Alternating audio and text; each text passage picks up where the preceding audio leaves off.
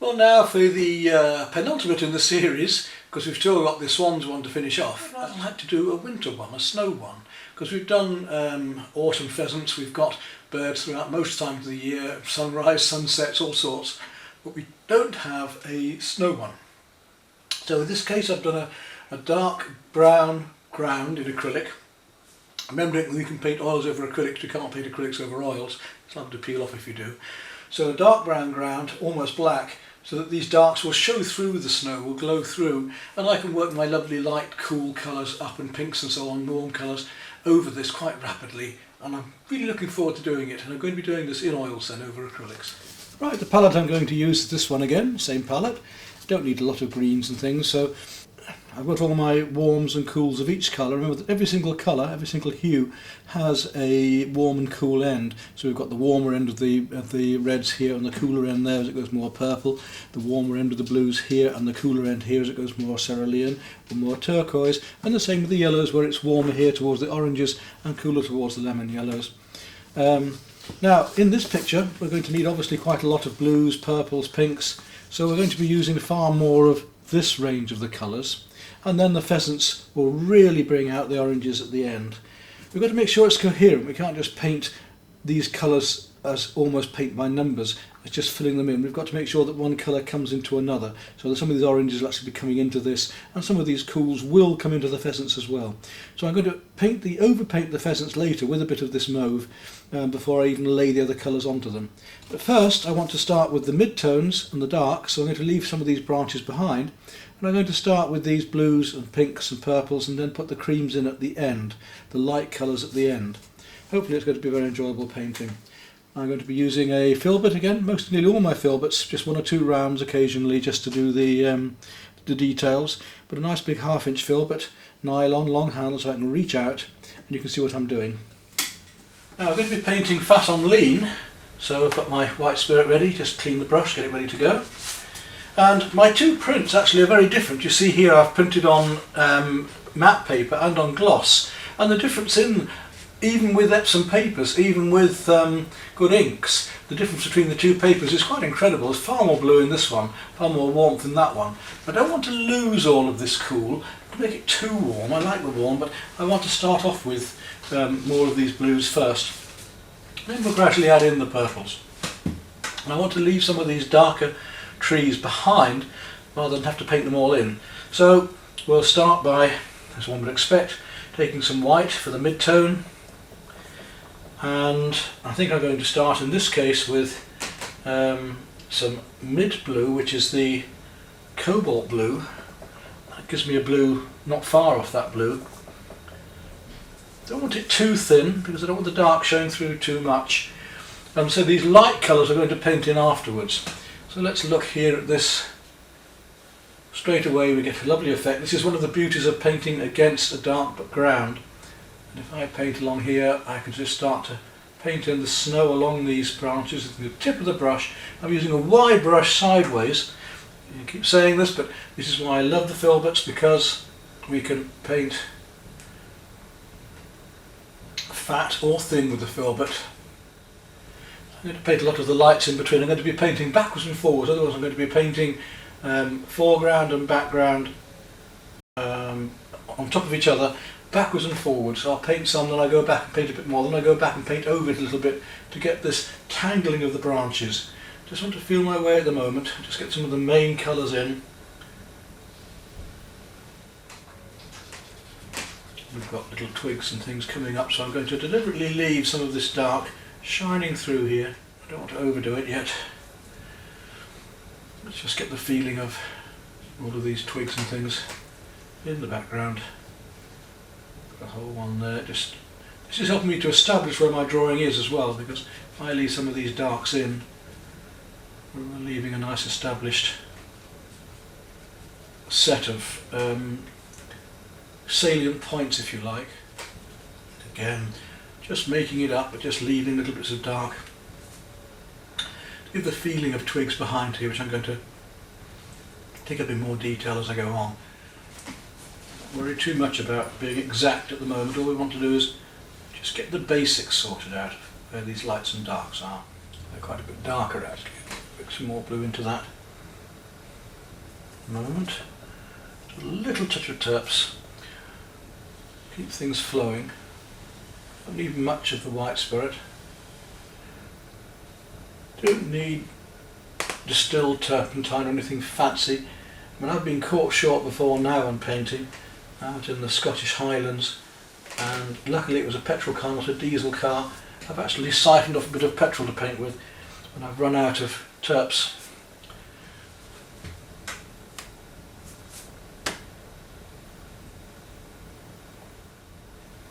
So we're doing our lean paint first, then we're going to do the fat later on when we pile on the final details. What I want to do now is just work up these colours, find out where my darks are. I know what I'm using at the moment is just cobalt blue and white. To change my blues later, and it will considerably change things when I do. And I know I'm going to have to paint quite a lot of darks back in again, but it doesn't really matter.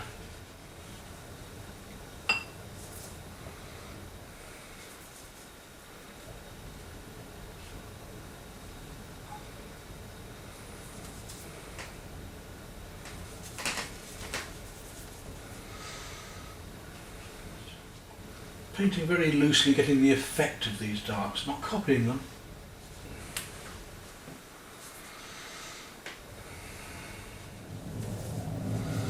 And the thing is, painting should be fun. At the moment, yes, I'm having to struggle a bit in even finding where I am, in basic drawing and stuff, but the more I do, the more this is going to make sense, and the more easy it'll become for me. So we're hopefully gradually going to get the feeling of all these twigs behind, and so I'm going to paint some back in again. Constable used a similar method when doing his studies, in that he used a deep brown ground and then would paint the lighter colours in, the sky and all the leaves and trees, leaving the dark showing in between, leaving the branches showing. Which is quite a useful technique, and it makes the painting very coherent, because you have one colour holding it all together, a bit like a framework.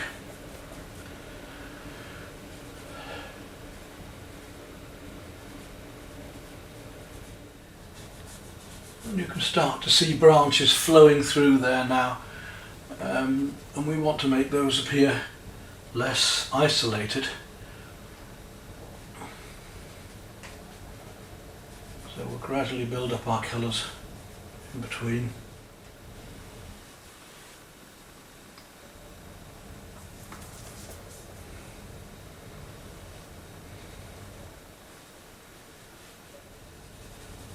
Right, we've got the feeling now of a mass of twigs and light blue reflections, so we've got to start building up the colours down here as well. So colour's going to be reflecting into another, and if we have colours that are going on lots of painting, we put those on too.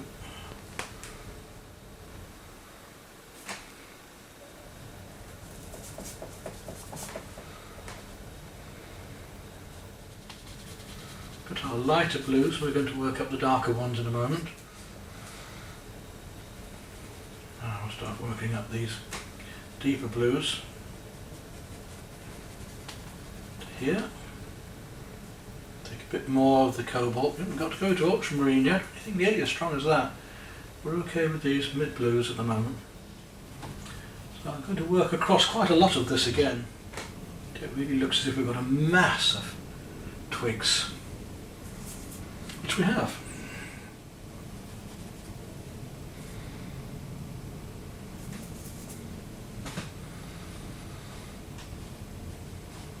Stronger and stronger with our blue as we go along. We started with a mid blue, just a little bit of white and the cobalt. Now I'm gradually building up the blue a bit stronger.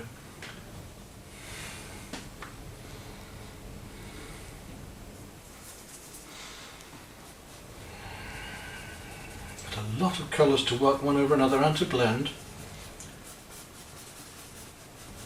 The black's altogether lost here. I'm just putting a thin layer on at the moment to get the feeling of what's going on here. Now we're just starting to see wood for trees, if you like what I mean. Areas of blue coming in here. All of that's in shadow there.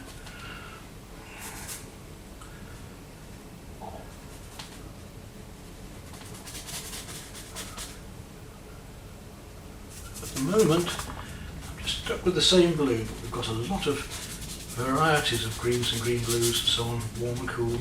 Could go on here yet. There's a lot more to do yet. I can just paint it. You see, I can paint this as a glaze even over the black. There we are. Now we can start to add other colours. I'm going to come down here. I'm going to start to add a bit more, just a touch of turquoise down here now. Really start to play with these turquoise colours. Beautiful, beautiful colours we can play with these blues. Coming down through here into this, into the shadows here. Little bits coming through into the black. Just feathering it on up in between the branches a bit. So this is turquoise. Beautiful colour in oils, added acrylics. People undervalue it, I think. A very greeny blue. Bring those brush strokes out into perspective a little bit as well. Just bring them out towards us, into this, as well as across. Some of that glowing in the light as it comes through there.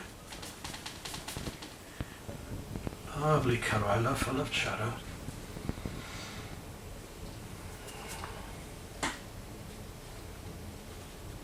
Right down through into all of these shadows here. It's a colour that we can bring right up through into here as well. It's going to be all over the place. I'm going to have great fun here talking about this business of warm and cool hues. Every single colour, every single hue has a warm and a cool end to it. People just don't realise it. Oh yes, bright yellow, dark yellow. No, it's not the tone, it's the actual intensity of it and the warms and the cools of it. Often when you're painting, people will say, "Oh, that's a mess." Oh, and especially students, they get so worried about something looking finished all the time. They want to have little bits painted and finished. They feel secure. But often with a painting, you can't do that. You've got to let it flow. You've got to take risks. You've got to let it be abstract and gradually pull it together. And it might start off as just an effect of light, and then you gradually pull that effect of light together, making more and more details as you go along. We don't start with finished pieces. We shouldn't. As a rule of thumb, unless you're doing a very illustrative work and you're very, very good, in which case you might be able to know what's going to be relevant one to another without painting things all at one time. If we paint the thing as a whole and put the right colours and the right shapes next to each other in the right places, it's all this relativity, then the painting will come out coherent. It will be a muchness, it will be a oneness, it will be one thing will be relative to each other. But if we just paint things separately, they can't be relative to each other, can they? I'm deliberately going to go back to some of my light colours now. I'm going to go to a pink, so I'm going to take some white and rose, quite deliberately. Some rose. And we've got these very light pinks and we've got orangey pinks. We've got a whole series of light colours going on in the background. I'm going to start tickling those in between now. Branch coming up here, and we've got these medium and light bits of sky coming through here, which would be creams and pinks. At the moment I'm just letting them blend slightly because we're painting into wet paint. The little dots and dashes that are going to look as if they're between the branches. And we are painting with light. I'm now painting light into the picture. Bit of rose, bit of white. Make it too strong yet. We are going to want some quite strong rose, especially down here. Yeah, stronger than that, in fact. I'm going to make it a little bit stronger at the minute because I want to feel these stronger pinks coming on down here. There we go. That's the edge of the snow at the base. The light comes through this bit, right down around there. Blending it in as I go into the turquoise that I'd made earlier. Bringing this warmth now into the blue. A bit more pink in it. I'll bring it through. It might seem a bit of a mess at the moment, but hopefully as I go on you'll see how this technique will work, of working from mediums through to our darks and then putting our lights in virtually at the very end, letting the darks just glow. Start to give some form to this just by painting lights against darks. Back again to our lighter pinks. The light's really shining through.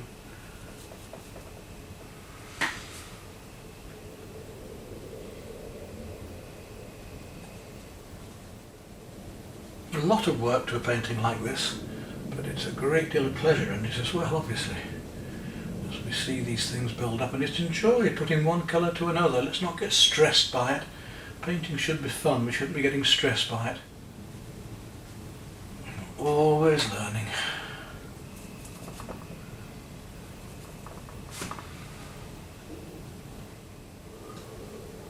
You see how I mix this colour in more and more? It's pulling it together because the colours are becoming more united. In other words, one colour is linking with another colour.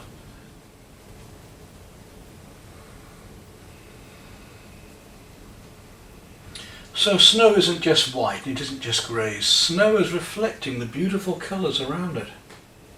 Here there's more colour, so I'm putting a bit more paint on my brush. Just flicking it on, fat on lean, just tickling it. The brush hardly touches the canvas, the bare minimum of touch. You don't want to worry about time on something like this. I'm not timing myself on this one particularly. I know that my tapes are an hour long, so I've got an idea how long it's taking me, but that isn't my worry at all.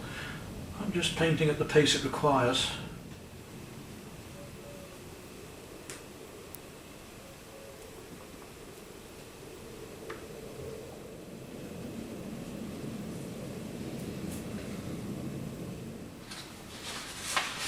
So we've painted in a lot of the cooler areas. We want to start getting warm with our purples now. So I'm going to add a little of that same red into my blue. Just start to make some warmer purple areas coming into these shadows. I've got a nice purple ready mixed here that I might use in a moment. While I'm at it, talking of purples, let's just take some of my palette here. But it's not far off what I just mixed with that cobalt and a little of the rose. But I want to paint in the base of this bird now, this pheasant, with this purple so that it glows through. I don't want it glowing through black. And a nice purple glow through it. So we'll paint that in.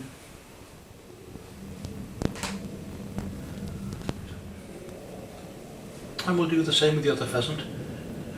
Maybe a fraction darker.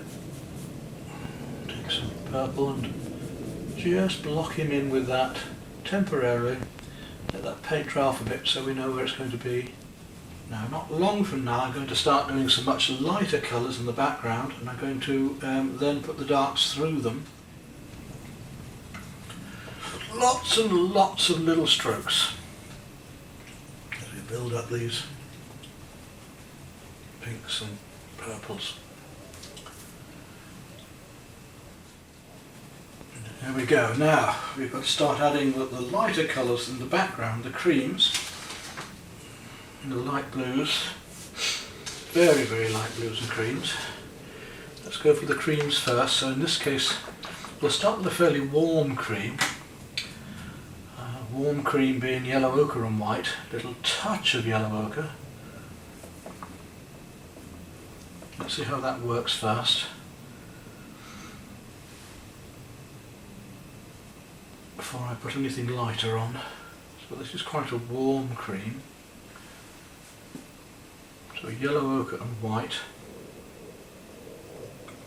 Just to start to build up these highlights behind. I should put in cooler creams later. And some cooler blues as well. Some very cool light blues right down through here, feeling these. It's amazing how warm we can be, and how now you suddenly see the how cool the other is and how this light works against it. So let's come up with these branches here up to here, put in this warmer cream right up and through here, little dabs of it, nice and clean and pure. Keep it clean and pure into here. Same brush, haven't needed to change brushes at all yet. The light now just starting to really glow through as we paint the lighter colours against the medium ones. I'm going to come back to the darker later. Right, as you can see, I've added on the creams using the white and the yellow ochre.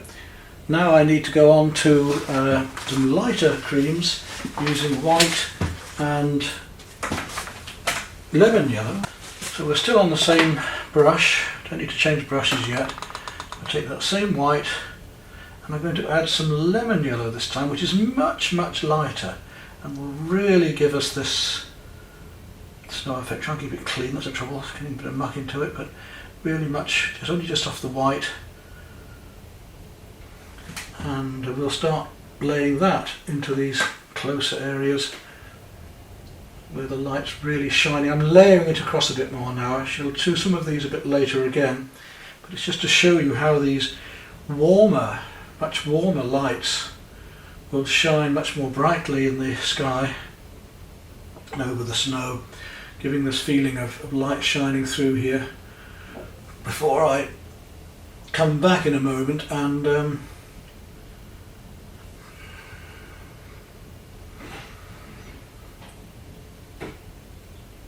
try and add some darks in again. But look how much brighter this is now compared to those darker lights that I put in a bit earlier. A bit warmer than this, but this really gives you this feeling of how we can get the snow to gleam and glow around the outside there. See the difference now, don't you? Right round here, down. And back here, of course, into the distance as well, we've got these little lighter bits now of snow. I'm using this cream with the lemon yellow now, which is much cooler, and I'm going to put a bit of cool in there in a minute with the blue as well. But just to give you an idea of how bright we can make the sun shine through here, and just onto the tops of bits of snow like that there to get the icy effect. And behind here we've got some lighter bits still, just flicked in, just little tippets of it.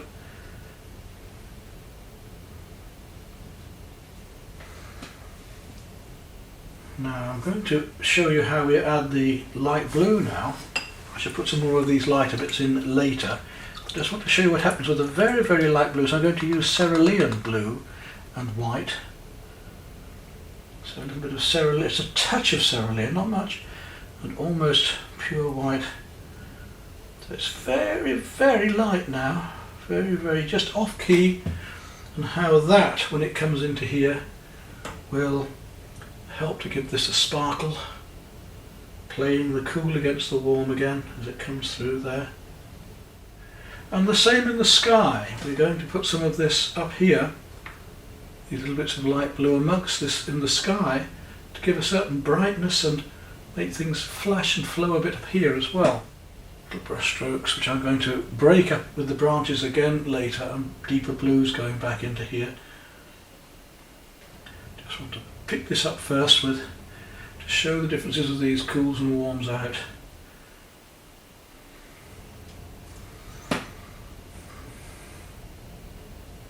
Now a little bit more of that cerulean blue into it to make it a little bit cooler still.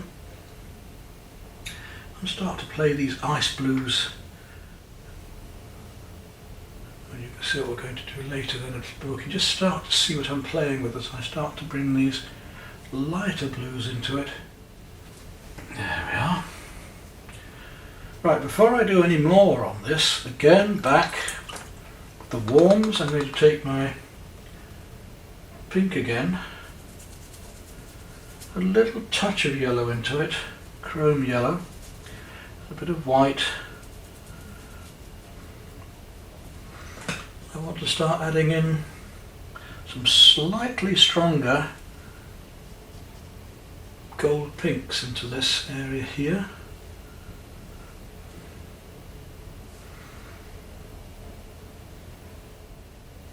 Get the sunlight really sparkling through that bit there. Again, I'm adding all of these in now before I go back and start to do the darker colours again. In a minute I'm going to put more pink back into there. Just want to get these warmer colours in first.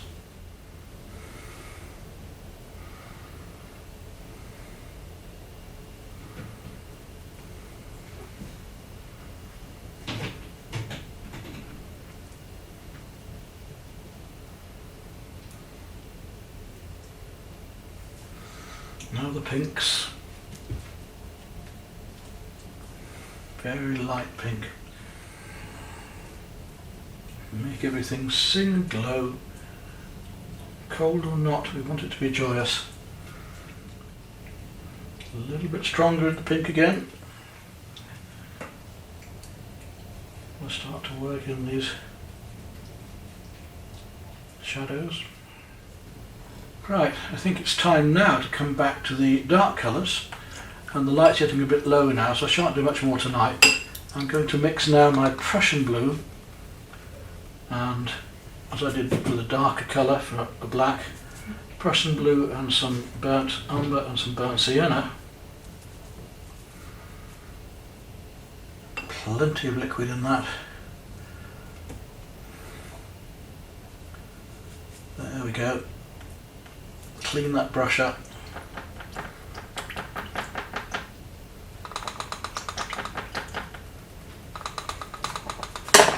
Onto a smaller brush.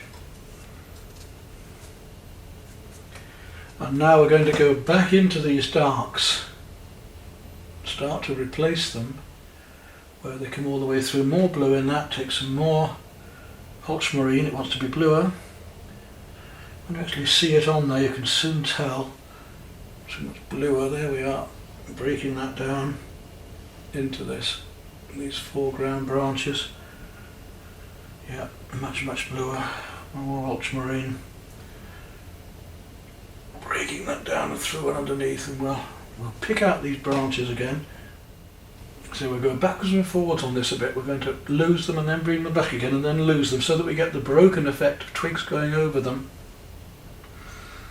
Same here with this bit of stump. Nice heavy old bit of stump there. Bring that out again. A bit warmer in that one.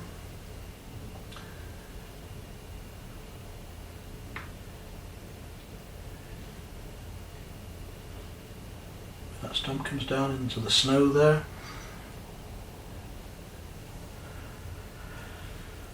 Same here, softer there, a bit darker as it comes down, black blob down there, comes around into the snow. Here we've got a dark bit just under that almost phallus shape there. Don't exaggerate that too much or people will be taking the mick.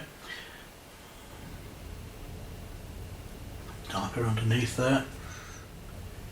Now the bird standing on a branch here, or an old post. Let's start that.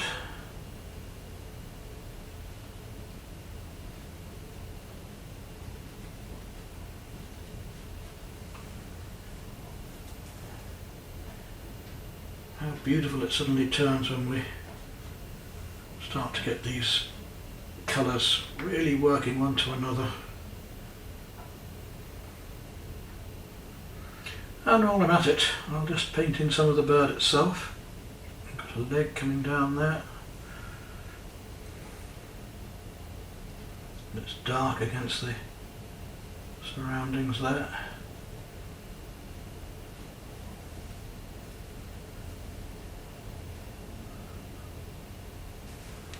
While I'm at it, I'll just get the pheasant's head in. I'll take the warmer colour. Add that there. And how that comes back onto the fluff of the other leg, which is standing back here somewhere.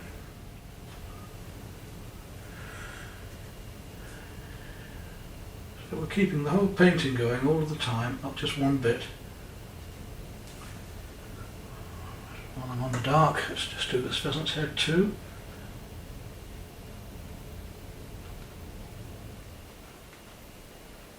Angular shape of that bird's head there, down to the neck, and the way that these ears come up there like that. Right, and then back to painting the trees which are coming in between. And now we can paint them more brokenly. Brokenly, I suppose there's such a word. A more broken fashion. And we'll carry on with this tomorrow. Light's getting a bit low now, but it's just to give you an idea of just how we can make this work. Paint them in quite firmly. Even though they're broken, we just flick them in. Definite strokes with the brush. Remember that branches, trunks, unless there is a fault in them, a cancer, they will always go from thin to thick. So all of these will have to grow from thin to thick. So as I'm coming down here, I'm going thicker and thicker, and we can start to paint in finer lines. I'm going to bring back some lighter colours across these later, using the tip of the brush as a blade, just to flick in all these details coming through.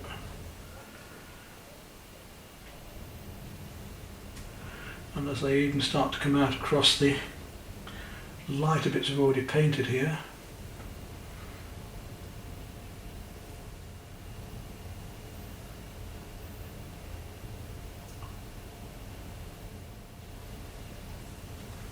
anyway, that'll do for tonight. Well, now I've come back to this morning, I think we need a bit more pink in it, and we've used cool pink so far because we use the rose. I'm going to use some cadmium red now to make the pink. So white, put it next to this cream here that we might still need yet, and a little touch now of a cadmium red. Break into it because it's been here a while. There we go. Which is a much, much warmer red. And we'll put a bit of that into the painting and we'll see how that differs. Quite a bit more warmer pink in there. Too warm, just to build up these against these cooler colours.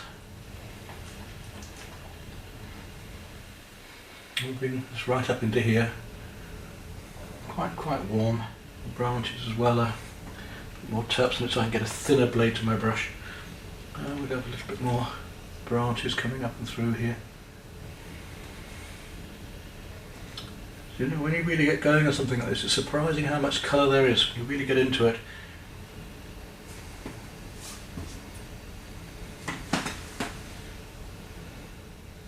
And it is amazing how much red there is in this.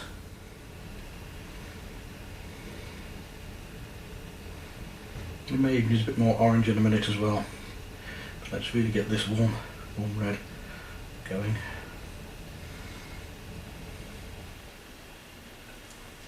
Up into the sky here. Then we'll go back to painting these lovely dark branches once I've got all these colours in again. So I'm going to just come back to this and notice so much more colour than I had before. And then go back and take a look from the distance, make sure you're getting it right. Yes, we're coming there. It's getting there. I've got a bit more orange into it now, so I'll take some light cadmium orange. Just mix that in with the cream from earlier. And I just want to find a bit more of this brighter sunlight coming in. Look, these colours here. And this sparkle really is what we're getting at. It's light shining on glistening ice and snow, so it's got a sparkle, hasn't it? Mix up some more of that Prussian blue and sienna again. Plenty of terps, Prussian blue, lots of it. We want a fairly creamy thin mixture because to paint thinner lines we've got to have slightly thinner paint. If it's too thin it becomes translucent. But too thick and we can't use a brush on it to paint thin lines. There we go now. That should do me. So I'll sit down and now I've got to start painting in these trees a lot more carefully. The way that they come through here.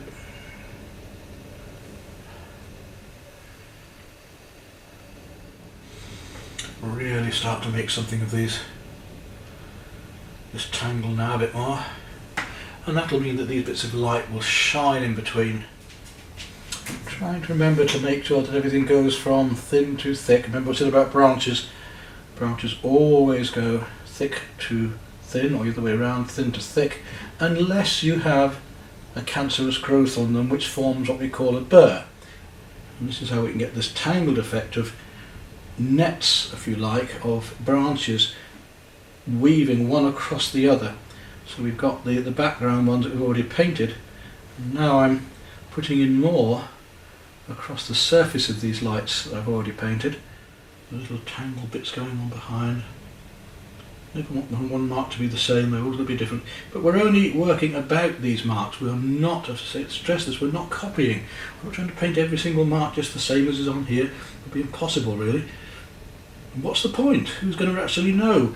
What matters in the end is the painting. Does the painting work? If the painting works, then we've done it right. A lot of working up to do in a painting like this. We're starting to see some, hopefully, some real three-dimensional feelings coming out of it now. Right, I want to move now to the warmer blue that I was talking about. Let's just see if that works. I'm hoping it will, because it could really make this painting. So we'll take our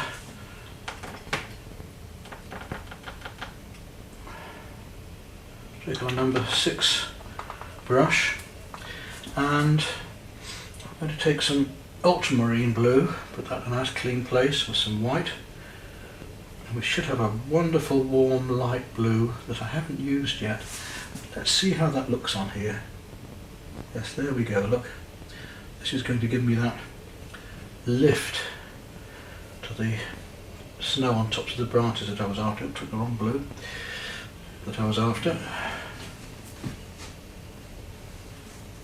Got to get the right blue, it will kill it rather than lift it. And those are coming down the top edges of the branches like that.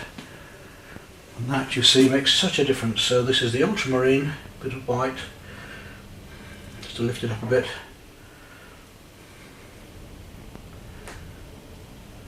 We've used the cobalt, we've used the cerulean, we've used the turquoise. Now we're going for this beautiful ultramarine with white. And around here to here, going on behind there. Really make things glow. Going back into here. Right, let's really get that colour going now. We're going to have to put other blues in as well. We're not finished by any means, but this one, just to get us started off here. Plenty of it. It's going on quite thickly now. I'm painting my fat on my lean now. I'm sure you can see the difference. Now with these lovely warm blues going on. The blues behind. Again, to give more effect of these tangled branches. Getting a bit solid, so we'll make some more. Must keep it clean.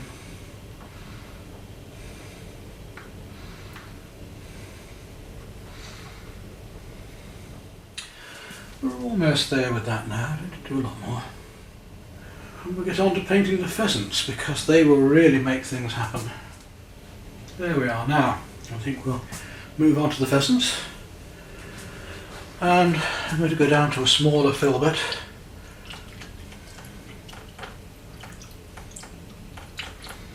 And we'll start applying some warm colours over these previous. What size brush do I want for that? I think we'll go down to a 0 in filbert. I'm going to start for a bit of fun with the brightest of the colours, which is going to be a cooler red. It'll be a cadmium red dark, not light. And we'll just see if we can establish this bit of the pheasant's head that's in the shadow here. This red bit of face mask. Then we'll put a little bit of orange into that in a moment. Made it too bright to start with, it wouldn't work. While I'm at that same colour, the other bird must have some as well. Now a little bit of deep cadmium orange into that, just to catch the light. Now we'll work from our dark colours, I think, up to our lighter ones. So I'm going to take the yellow ochre now, pure yellow ochre, just work my way along the tail feathers, almost a dry brush. Don't want a bright orange here, just let the canvas do the work a bit. That goes right through to there.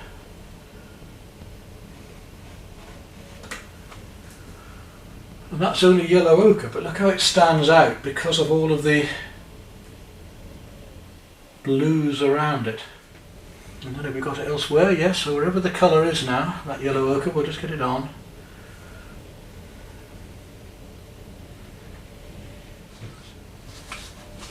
Now, I'll come to my sienna, burnt sienna. Start looking at the warm front of the bird here.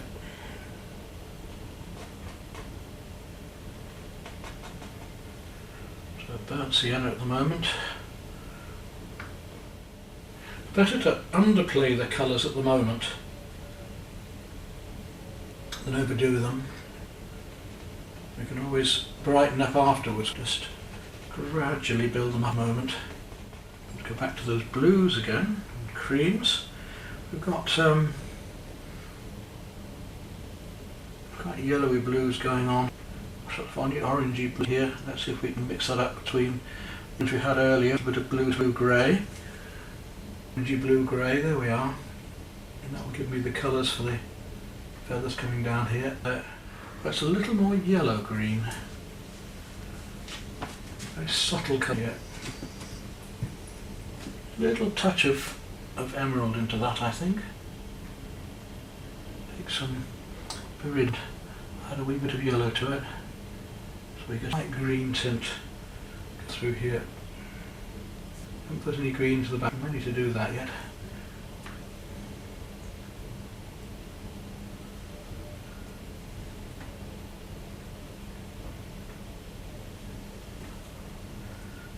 And that same green tint is going on in and around the head here. So it's a cream I've made. A little touch of blue if we can get those feathers to work. Individual little brush strokes set into here like this. A bit more yellow into that. Make it a bit more golden up here. Do the same down here. Now I want to move to my deep cadmium orange. But before I do that, I just want to work on some slightly cooler red, just coming around his breast a bit more here. So some of the deep cadmium again, just working that into that brown to really try and get a nice glow going there. As the burnt sienna wasn't quite glowing enough or warm enough. And you get the glow of these feathers, warmth of this bird. So I didn't want to overdo it too early. Now I can start to plough in the colours just a little bit more now. Now the deep cadmium orange. Again, I want it fairly pure, so I've got to break it open a bit. Let's see how that goes on. Now bring it up to here. Start on that bit of the neck there. A little bit of warmth on the back of the head.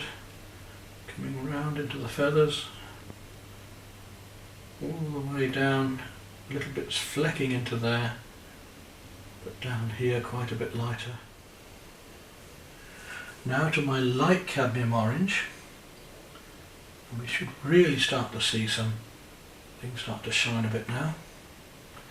Light cadmium orange and a little bit of white.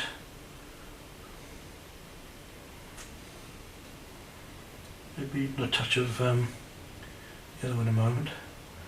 to really get this to sing, start to just flick in these lovely highlights as the feathers shine in this reflected light. So I've got to come back in a moment with a few darks into that. Take a bit of yellow into that now as well. So I've got some clean yellow.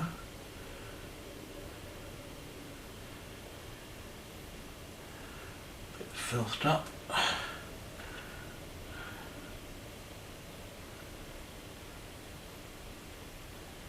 There we go now, not too much, just enough to give a little sparkle here.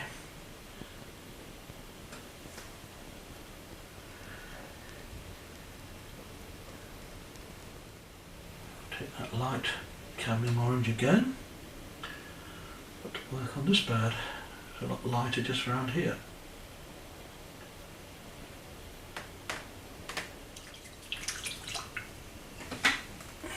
Take a smaller brush and just start to task these things up. We'll take some cream now. Just add this beak in here.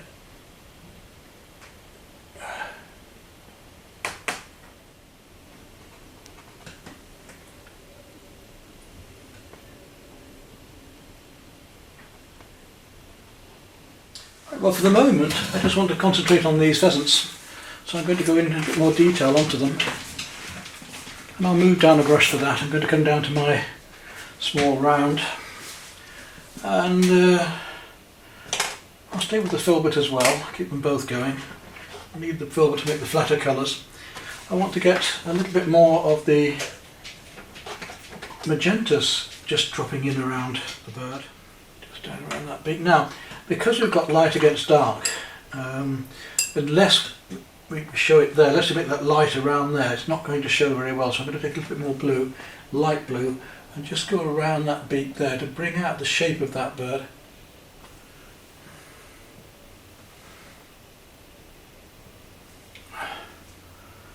Otherwise we shan't see it.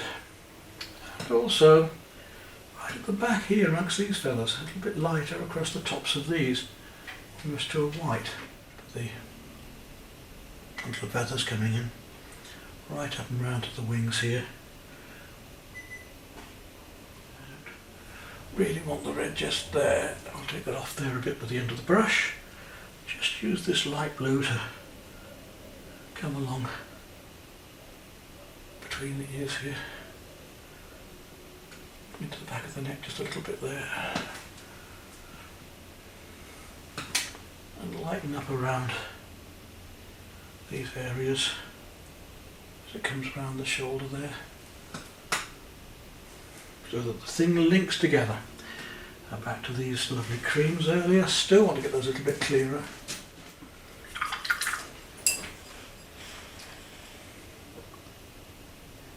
Now these whites, back of the neck,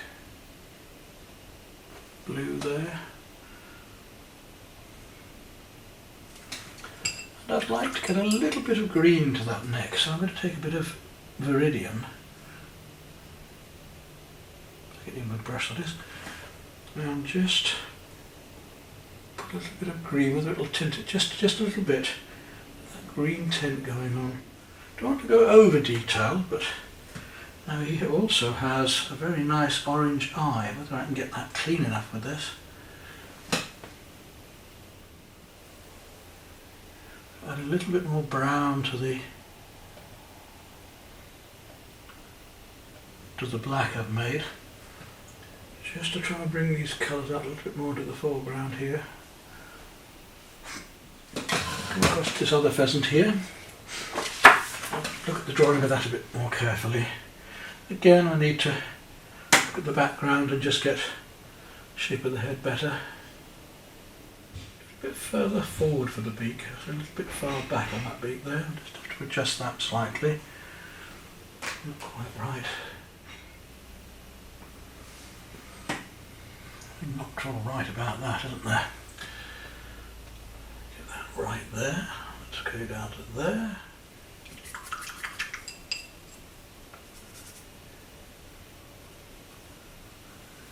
And that beak doesn't want to be as bright, but has to come out about there.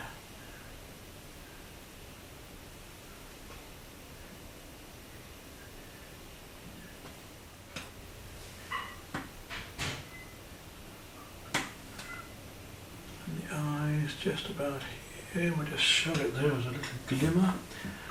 Go back in with the gold.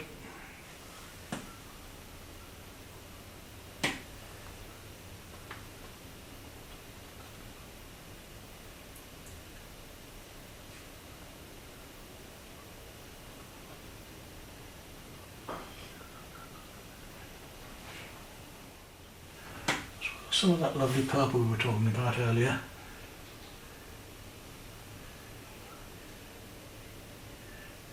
A little bit of alizarin crimson now as well would be nice. There we are. Now take those darks again. I need to just mark off these little dark feathers on the pheasant.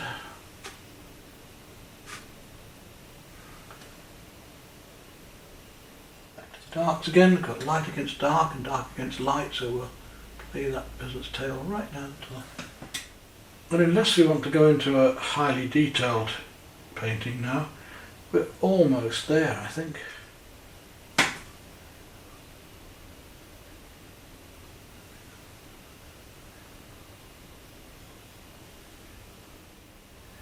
amazing what a difference one or two marks can make, just one or two even. And I think it shows oil paint with this nice creamy thickness.